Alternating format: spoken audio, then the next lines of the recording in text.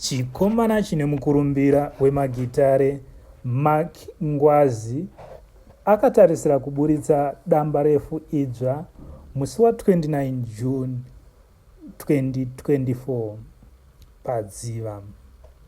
Kusangana kwatiri kuita muchirongwa chedu chenhau vadiwa vateereri, muine wenyu Kutapa Media INC. Kana usati wabaya subscription button, tinokumbira ubaye subscription button iko zvino, uyezve tinokukurudzirai kuti muone mavhidhiyo edu pamwe chete nemaadverts ese kusvika pekupedzisira. Nhasi tine nyaya yemukomana Mark Ngwazi uyo ari kuburitsa damba refu idzva rake muna June, izvo zviri kuita coincidence pamwe chete nedamba refu idzva richaburitswa navaAlick Macheso.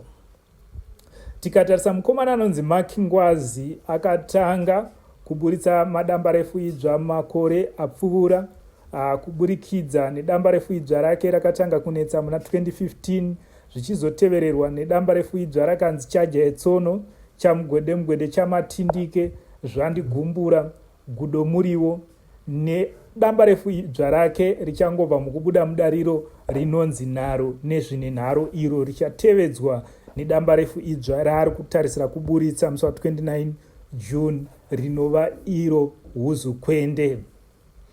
Ngatitarisei chiri kuita kuti Mark Ngwazi aburitse mumwedzi umwe chete neuchaburitsa Macheso. Izvi zvinhu zvaratidza kuti mukoma Mark Ngwazi vanoratidza ivo kuti muono wavo kana kuti competition yavo vanoiona iri pana mukoma Alick Macheso. Vamwe vatataura navo mune dzino nhau vatarisa vakati Mark Ngwazi mudukusa zvikuru kubvira pamakore, uyezve nekubata gitare kuna baba Alick Macheso. Tikatarisa kuti Mark Ngwazi anoratidza kuti akaberekwa iye muna 1988, akazotanga music career yake muna 2002 achiridza magitare mudzimba, uyezve kuridza kwake ndekwekutevedzera maridziro anoitwa namukoma Alick Macheso, zvinova izvo zvisingarambidzwe. Ngatitarisei kuti akasumuka sei mukomana Mark Ngwazi. Mark Ngwazi anonzi iye akamboedza kuridza pachibuku Road to Fame, apo panova paakakundika kunyatsotora mukombe nekufadza vaivepo, zvakaita kuti azoburitsa damba refu idzva rake rekutanga muna 2015 rakanga rakanzi Zvandigumbura. Panguva iyoyo damba refu idzva rake rakatambirwa, zvakare vanhu vakabva vatanga kumututumadza vachiti ndiye Alick Macheso anotevera.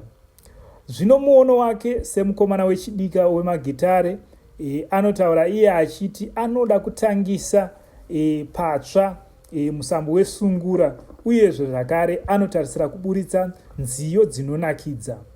Takazvitarisa zvechokwadi, mukomana aedza nepaanogona napo kusanganisa chirungu munziyo dzake dzaanoimba, uyezve aita mubatanidzwa nevaimbi vakasiyana-siyana zvisina kumbobvira zvakamboitwa nevamwe munguva yekumashure.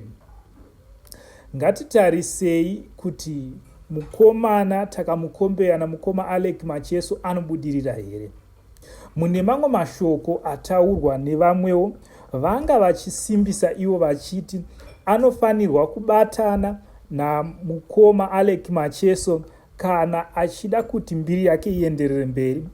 Asini semafungiro angu kuti sungura irambe ichinakidza sezvayaita nguva yaive ina mukoma Tongai Moyo Dewa vachiita sevanorwisana na Alick Macheso, ndokuti musambo urambe uchienderera mberi. Sezvo vaMacheso vakange vasina competition, dzimwe nguva tinoona kuti vanovata pabasa, sezvinooneka nemadamba refu idzva avo avakabva mukuburitsa munguva yapfuura iyi, zvichirevera izvo kuti vanga vachiona sevasina competition. Naizvozvo madamba refu idzva avo ose avakaburitsa anga ane kakushoreka kaainako kana muchiwirirana neni. So tinoti isusu muzuva ranhasi takatarisa izvozvo tiri kuona kuti mukomana kuuya kwake mudariro kuchapa mukoma Alec Macheso basa rekuti vawane competition.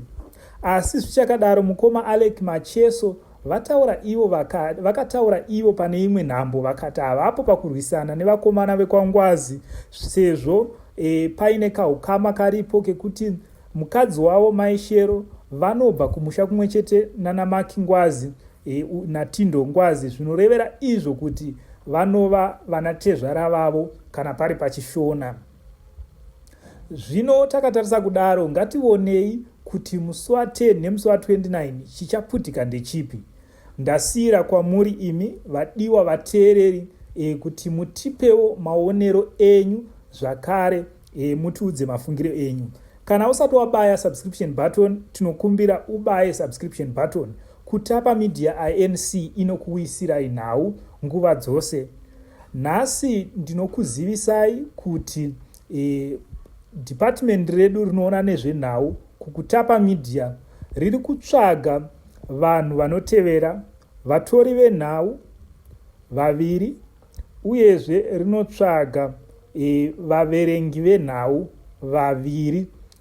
Kana uchikwanisa kuita basa iri, tinokumbira unogona kusiya madetails ako mucomment section, kana kuti unobata vedepartment rezvenhau unovafonera pa0772 500 906 kuti uwane basa kukutapa Media INC. Tinokurudzira vechidzimai zvakare kuti vapinde vawane mukana.